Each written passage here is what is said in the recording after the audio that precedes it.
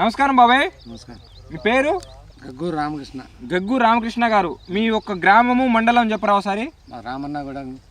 రామన్నగూడెం ఏటోనారం మండలం, ములుగు జిల్లా. ఈ మనం చూస్తా ఉన్న ఈ మిరప సాగు ఇది ఎన్ని ఎకరాలు అండి మీరు వేసింది? 2 ఎకరాలు. 2 ఎకరాలు వేశారు.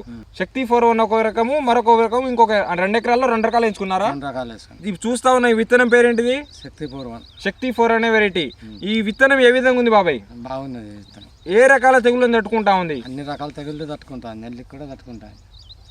మీరు ఈ వ్యవసాయం అనేది ఎన్ని సంవత్సరాలుగా సాగు చేస్తా ఉన్నారు? గత 30 సంవత్సరాలుగా చేస్తాను. 30 సంవత్సరాల నుంచి చేస్తా ఉన్నారు. ఈ విత్తనం ఏ విధంగా ఉంది బాబాయ్? బాగున్నది విత్తనం, బాగున్నది. ఏ రకాలైన తెగుళ్ళని తట్టుకుంటా ఉంది? అన్ని తెగుళ్ళు తట్టుకుంటుంది. సైజు జంప్ బాగున్నది, విత్తనం బాగున్నది. ఈ విత్తనం గురించి మీరు రైతులకు ఏం తెలియజేస్తా ఉన్నారండి? కొంచెం అన్ఎడ్యుకేటెడ్ పర్సన్ కాబట్టి ఆయనకి ఏం చెప్పాలో ఏం మాట్లాడాలో తెలియట్లేదండి. కాకపోతే వెరైటీ అయితే చాలా బాగుంది. అదేవిధంగా చాలా చిక్కటి కాపు, దగ్గర కనుపు, మంచి సైజ్ అనేది ఉందన్నమాట. కాయ కూడా మనకి కింద ఏ సైజ్ అయితే ఉందో పై వరకు కూడా అదే సైజ్ అనేది ఉంది. దాంతోపాటు మంచి రంగుతో పాటు, మంచి సైజుతో పాటు మంచి కలర్ అనేది ఉన్నది. ఇది చూడొచ్చు ఏ విధంగా అయితే ఉందో. మార్కెట్లో కూడా ఇది మనకి మంచి జెండా పాట వెళ్ళే క్వాలిటీ అయితే అనుకోవచ్చు అనమాట.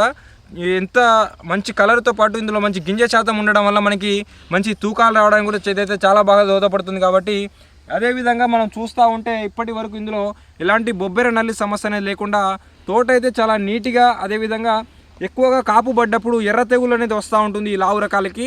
కాకపోతే అలాంటి పొరపాటు కూడా లేదనమాట.